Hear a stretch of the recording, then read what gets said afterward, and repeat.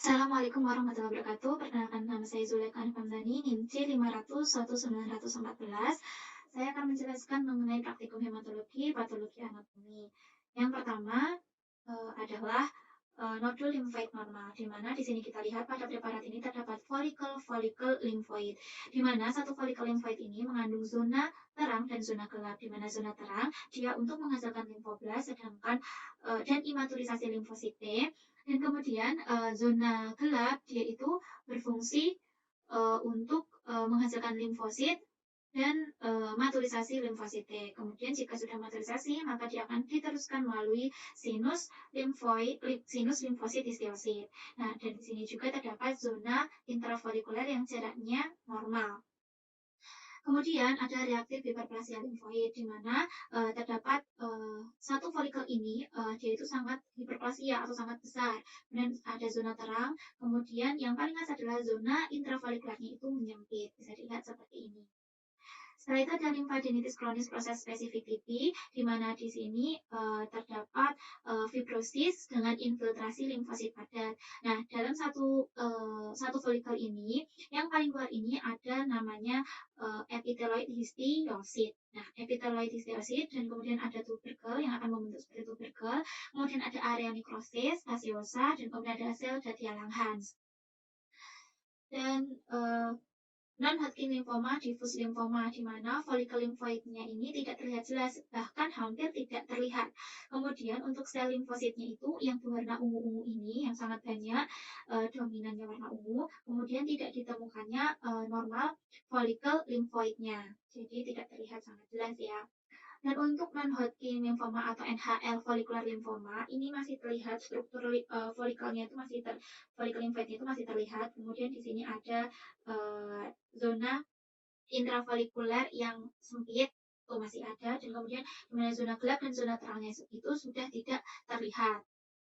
Nah, untuk non-Hodgkin lymphoma, large cell lymphoma ini yang paling khas kita lihat untuk sel yang ada sekitarnya. Ini ada sel yang sangat kecil. Nah, tapi di sini top dominannya itu limfositnya itu besar, berarti bisa disebut dengan NHL large cell lymphoma.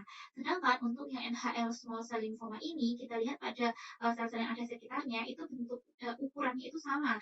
Maka kita bisa mengidentifikasi jika ini adalah NHL small cell lymphoma karena ukurannya hampir sama sel satu dengan sel lainnya. Sedangkan untuk NHL yang cleavage cell lymphoma, namanya cleavage, maka dia tampak seperti membelah pada preparat seperti ini, tampak seperti membelah. Sedangkan untuk Hodgkin disease Steinberg cell ini, dia itu sangat khas bentuknya karena terlihat seperti oval eyes appearance. Kemudian di sini ada sel lakularnya.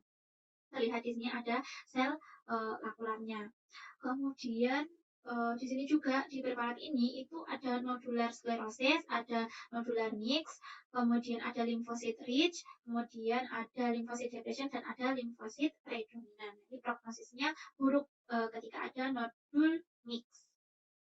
Kemudian pada preparat yang masih sama, di sini itu ada 4 tanda keganasan. Nah, 4 tanda keganasan itu apa? Itu ada pleomorphic yang dia itu warnanya hitam banget ya.